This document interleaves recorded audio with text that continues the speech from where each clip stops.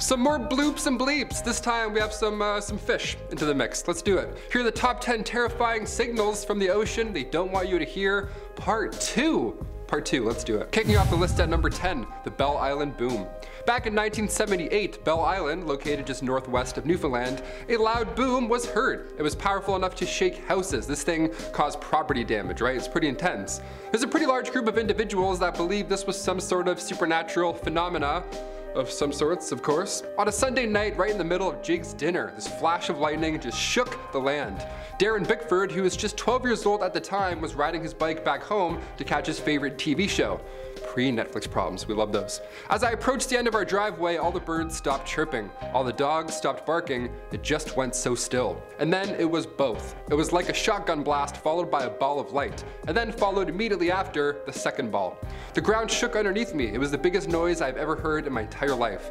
End quote. So what were these floating balls of lightning? Where did they come from? Well, many believe it was a super weapon test conducted by either the United States or the Soviet Union. Either way, if you visit Newfoundland, keep your head up. Getting screeched in should probably help either way. Number 9, sounds of Marianas Trench. Hold your breath for this next one, folks. Here we go. The Challenger Deep is the deepest known point on Earth's seabed. My ears were popping just looking at this. The Challenger Deep is of course located on the south side of the Marianas Trench in the Pacific Ocean. You may not witness this depression up close at any point in your life, but thanks to the internet, you can hear it.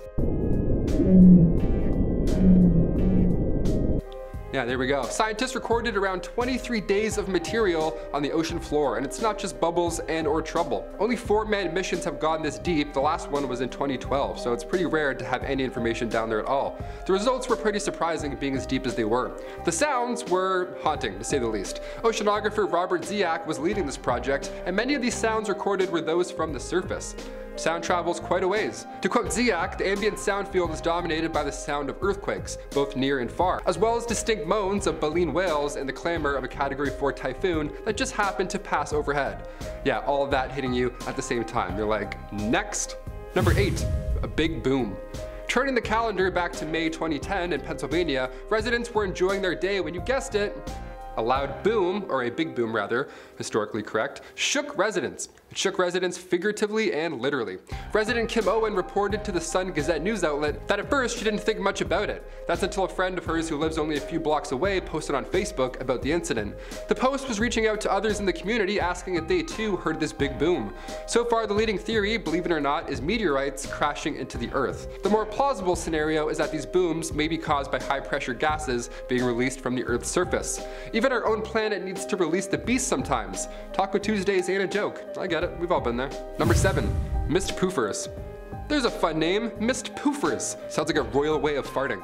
Excuse me while I Mistpouffer.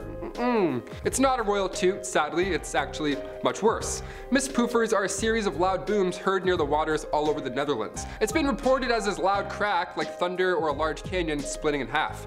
The might of Thor just being unleashed in the Netherlands, perhaps? Is Odin back? It sounds like he's back. I don't know, should we go check it out?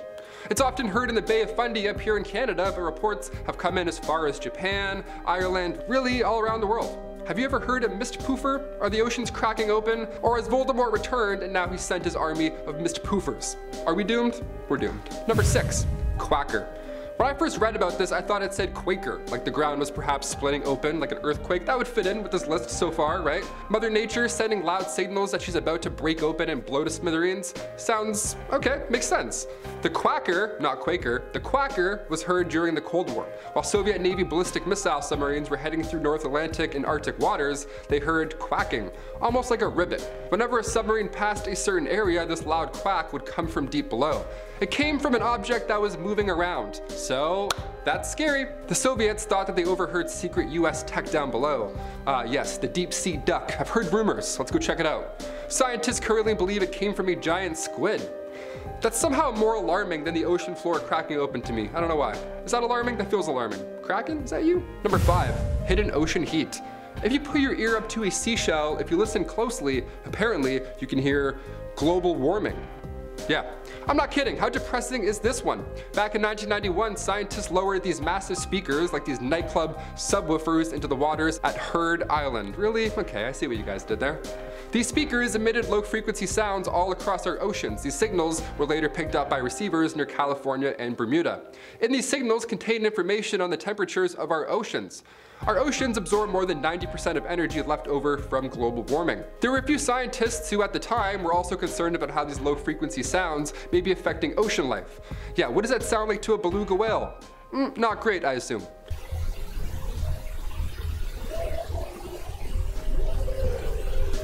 Number 4, snapping shrimp. If you hear this in the ocean, you're not gonna have a great time, my friend. I have to include the sounds from a snapping shrimp because for its size, it creates a sonic boom. It's extremely impressive.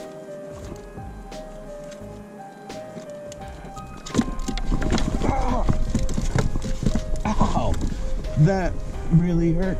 They're often found in coral reefs, oyster reefs, and these little guys, these pistol shrimp, they hit their prey at 100 kilometers an hour. In doing so, a large air bubble is created, and because this Mike Tyson shrimp is so quick with the jabs, the following pop is around 200 decibels. The sound alone stuns their prey, or if they're lucky, for both parties, it sometimes can kill them. The sound resembles dry burning twigs, almost like it's crackling. Almost like you're cracking your knuckles underwater. So you'd be sitting there enjoying a drink in the sand, and all of a sudden, those are 5 shrimp hitting you at the same time.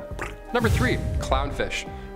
This is the last fish entry on our list, I swear, then we'll get back to some more creepy bleeps and or bloops. Honestly, this is so interesting I could not include it. If the movie Finding Nemo was scientifically accurate, Nemo and his father would sound a lot different. It would be a horror film, realistically. Clownfish sounds are all but a joke. In order to obtain dominance, these fish make aggressive popping noises at one another, which is so funny because they're so cute. Their jaws open and close at high speeds. They basically beatbox if there's an intruder or if there's a possible mate.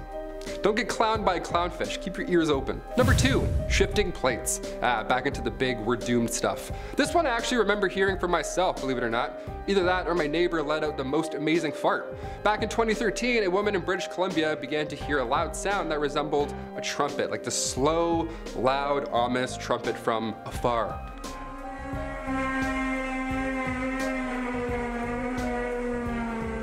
Quickly, people began to question just how real the video was because there weren't any explanations right off the bat. Or at least there weren't any explanations that made sense. Reports of the same began all over the world, from Texas to Norway. What was this thing? The sounds differ just slightly, and no one's been able to figure out just what these sounds are or where they're coming from. One professor from the University of Saskatchewan, another concerned Canadian, believes that these noises are electromagnetic waves coming from the Northern Lights. Ah yes, the beautiful Northern Lights. It's pretty loud, huh? Like what? I didn't know this at all. Northern Lights are loud? The apocalypse sure is beautiful. And finally, number 1, the buzzer. No, I'm not talking about Kawhi Leonard when he, we're still thinking about it. That's a good one. This one legit gives me goosebumps. That's why I'm gonna end the video off. We're jumping out of the sea for this one, so lose those goggles. In the 1980s, when a radio tower just north of Moscow began transmitting these random and creepy sounding beeps and bloops, come 1992, these sounds began to change. That year, it suddenly switched to a buzzing sound, short and sweet, around 25 times a minute. These strange routines would be interrupted once every few weeks by a male voice, which would then be reciting a string of numbers and words, like he was trying to reset the Winter Soldier or something like that. And to make things more creepy here, in June of 2010, and also in August of the same year, the station briefly stopped sending out signals altogether. Maybe they ran out of battery, I don't know, maybe they needed a lozenge break, some lemon tea. All that talking that entire time, that's gotta damage the vocals. At the end of August in 2010, the station again changed and there began to be different shuffling sounds and thuds that can now be heard in the background. And often these little snippets of the dance of little swans from Swan Lake would also be interrupted into the broadcast. Yeah, if any secret agents are listening to this, I want in. Whatever operation this is going on in the ocean, in a submarine, send me Swan Lake Mission Impossible briefings. Knock twice, I'll do a pirouette. Let's do it. A pirouette, kick some bad guy's head off. Easy. Guys, I've been Taylor McWaters. Thanks so much for joining us on Most Amazing Top 10, and we'll see you next time. Comment down below for a part 3. Can you do it? Probably not. We'll see.